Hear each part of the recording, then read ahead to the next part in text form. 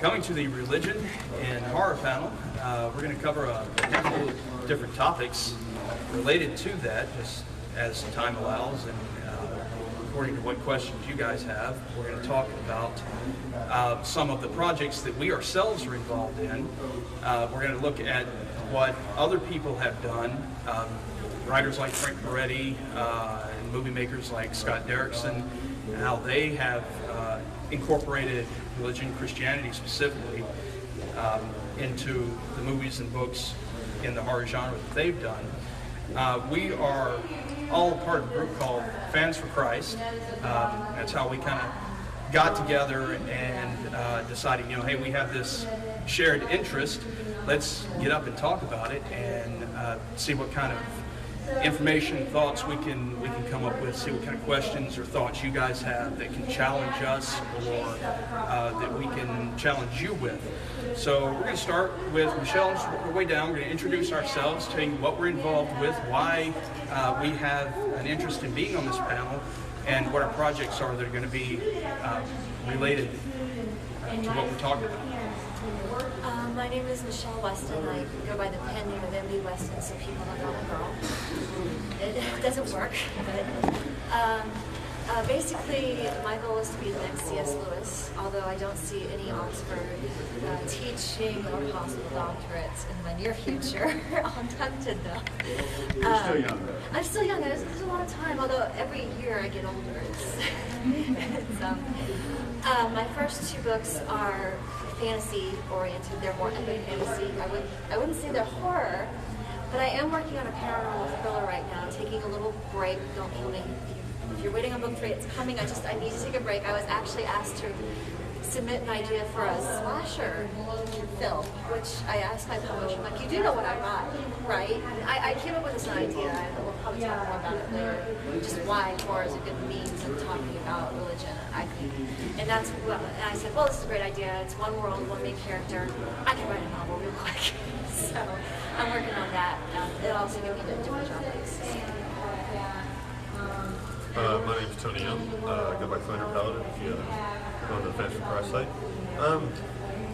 I'm probably the only person up here that doesn't have a project related to the thing. I just love movies. I love finding out where certain influences come from. Pretty much, I'm the audience analog. I'm the guy that's just excited about it, happy to be here, and happy to share my opinions. He's the everyman. He's related. If you're wondering why I'm in this getup, there's nothing more horrifying than grown men in spandex. Very true, very true. Well, grown men out of spandex was a close second. Steve Jobs. My name is Chad Sides. Up to this point, I'm mostly known for writing poetry. My book is Teaching the Wise Men. It currently has run off with somebody who I thought was right behind me as we walked into the panel, and now has vanished into some vortex. But I'm also very interested in telling stories, and so I'm working on a project called Voided Realities, which I liken to C.S. Lewis meets Silent Hill. So I want the horror and the disturbing factor, but the deep spiritual insights and a positive, strong message to it. It was that got my interest in this topic up initially, and why I started talking to these guys and other people about it, and saying, hey, what do you think about this? What are your thoughts, and what are you working on that I could learn from, or that we could bounce ideas off of each other about? I am Dave Mattingly, president of Blackworm Publishing. We started off in role-playing games about 10 years ago and got into fiction about 4 years ago. In that time, we've published several dozen novels, primarily science fiction, fantasy, and horror. Although I am Christian myself, I do publish things that are decidedly not Christian, depending on how you look at things. I'm also the vice president of the Christian Gamers Guild, kind of a sister organization to Fans for Christ. I run the church services at Gen Con Origins and other big game conventions. And I brought the Jesus for the Win Bibles. This is a Gospel of John, with some cool gamer things in here too. It even references the Matrix and has the red pill and the blue pill for you. Oh, yeah. These are free. You can get them at my booth, Blackworm, or at the Fans for Christ booth.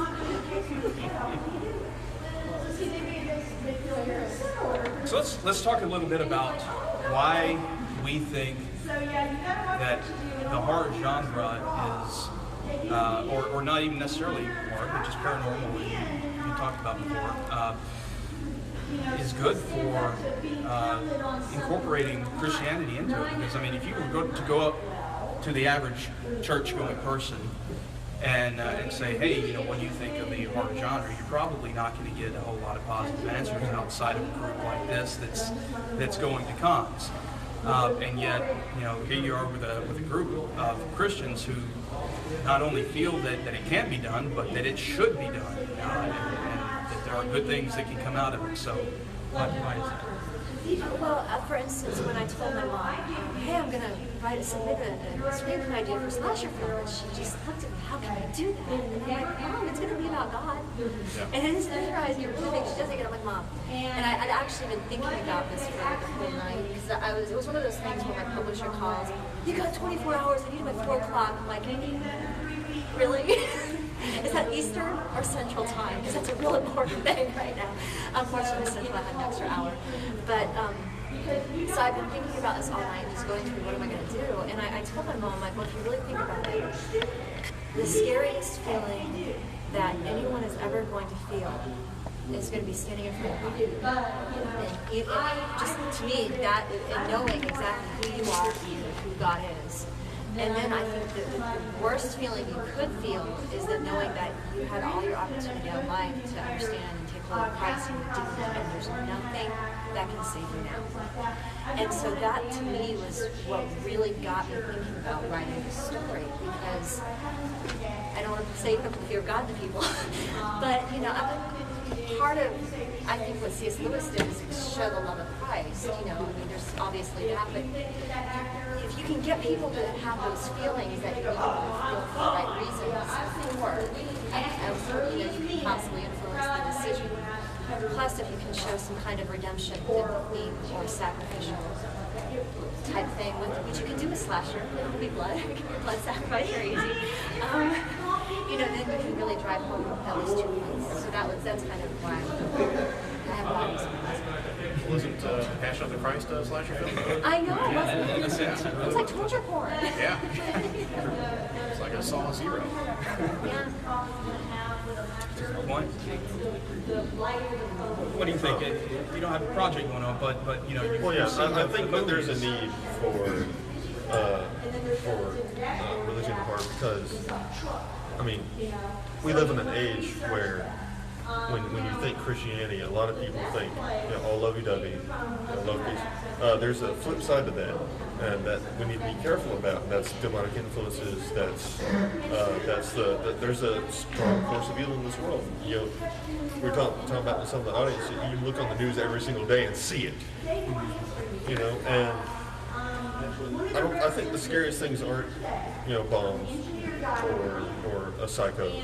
It's what was trying to brew evil in the hearts of man from day one. And when you're going to cover that as a subject, I mean, horror is the perfect vehicle for it. If you watch movies like Christopher Walken's Prophecy, if you watch M. Night Shyamalan's The Devil, you see that the devil is very real, very scary, and there's going to be a body count in some way, either in the spiritual plane or the physical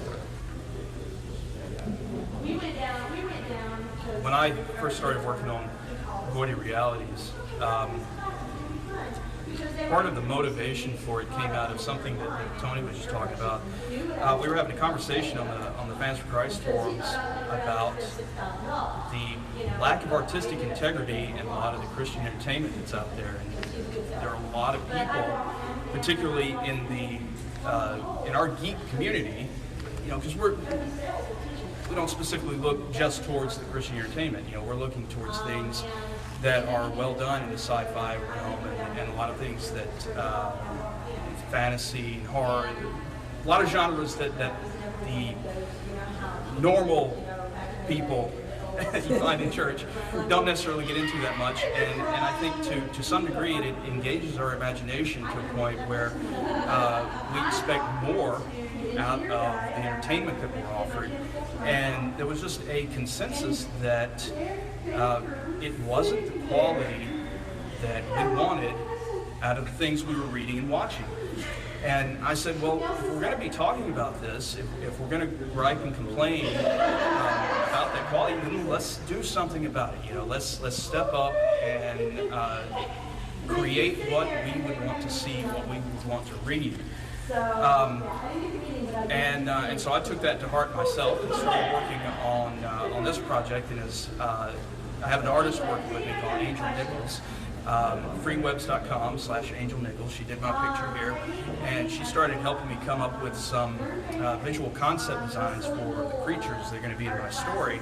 And as I saw these, and as I developed them both in a spiritual sense because they have allegorical meanings, but also I'm approaching them as if they were real creatures. They have real within the context of the universe, obviously, but real biological functions. You know, they need to feed in a particular way, and they attack in a particular way, and that kind of thing.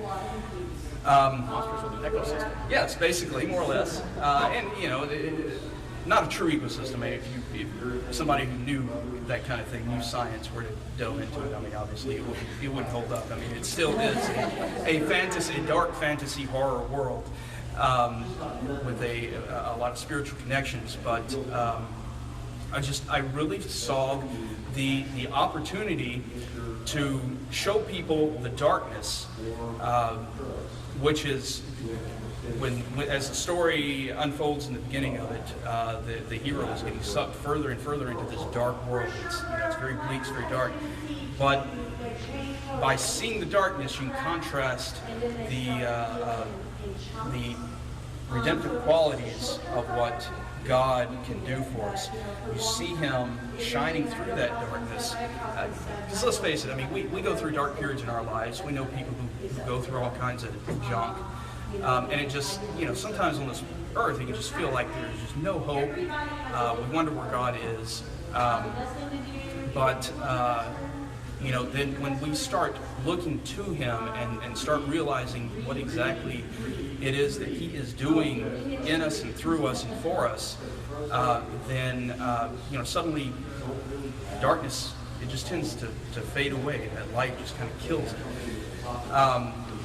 And that's one of the main things that I hope to be able to show with this project as it unfolds. The darker the dark, the brighter the light. Exactly.